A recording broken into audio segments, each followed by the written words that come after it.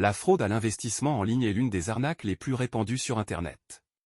Les cyberdélinquants mettent en place des systèmes d'investissement en incitant des personnes à investir de l'argent pour un retour sur investissement allant de 100% à 500%, et ce, dans un court délai. Ils font ces propositions alléchantes afin d'appâter un maximum de personnes et de convaincre celles-ci d'investir de fortes sommes d'argent. C'est d'ailleurs ce qui a attiré CNP, suivons son histoire.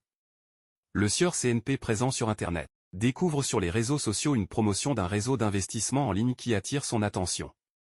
Intéressé, il décide de contacter ladite structure qui lui fait savoir qu'il peut investir de l'argent et recevoir des retours sur investissement allant jusqu'à 300% de bénéfices en 1 heure de temps. Désireux de fructifier ses avoirs, il effectue des dépôts d'argent d'environ 1 113 000 francs CFA. Quelque temps après les transactions, un agent de ladite structure le joint au téléphone et lui demande de saisir des syntaxes sur son compte Facebook afin de leur faire de la publicité. Après exécution, CNP se voit dépossédé de son compte Facebook et coupé de tout contact avec la structure d'investissement. Cette situation pousse CNP à se rendre à la plateforme de lutte contre la cybercriminalité, PLCC, pour porter une plainte. Les investigations menées par la PLCC appuyées par le laboratoire de criminalistique numérique, LCN, ont conduit à l'interpellation du nommé NMO.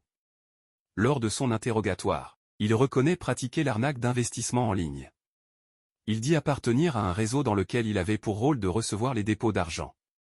Il décrit leur mode opératoire comme suit, il crée des pages Facebook sur lesquelles il publie des contenus relatifs aux investissements. Ils sont par la suite contactés par des personnes intéressées à qui il communique un numéro de téléphone pour les différents dépôts. Une fois les fonds reçus, ils demandent aux souscripteurs de faire une vidéo dans laquelle ils expriment leur satisfaction et confirment la fiabilité de leurs services, bien que n'ayant pas reçu le retour de leurs investissements.